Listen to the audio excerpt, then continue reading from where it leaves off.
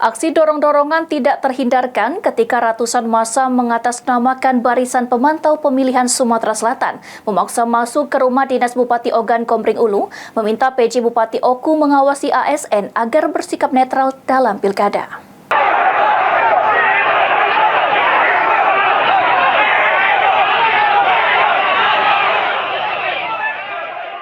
Aksi dorong-dorongan tidak terhindarkan ketika ratusan massa mengatasnamakan Barisan Pemantau Pemilihan Sumatera Selatan memaksa masuk ke ruang dinas Bupati Ogan Komering Ulu.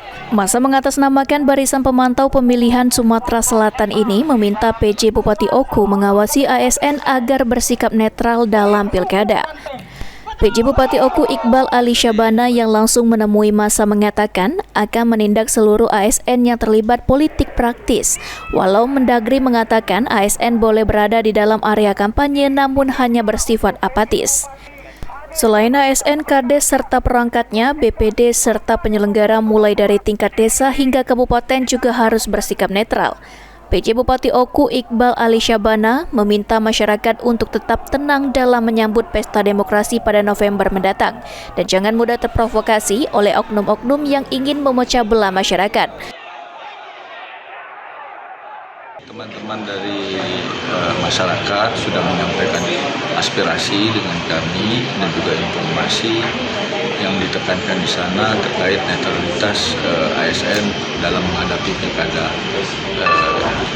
nanti di bulan November nanti.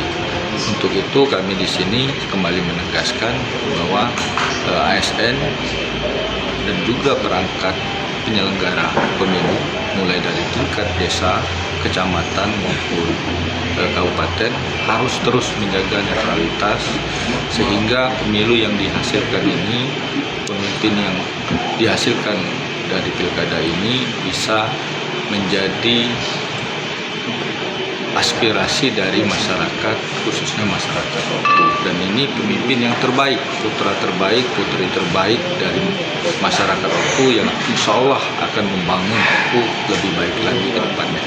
Ya, tentunya bukan cuma hanya ASN yang harus menjaga netralitas, tapi juga penyelenggara dari tingkat desa, dari PPS, PPK, dari Kades, dari BPD, semuanya harus termasuk juga dari tingkat kecamatan, Pak Camat, ataupun yang lain, itu harus menjaga netralitas dalam suasana pilkada nanti serentak ini. Ari Prani, Kapal TV.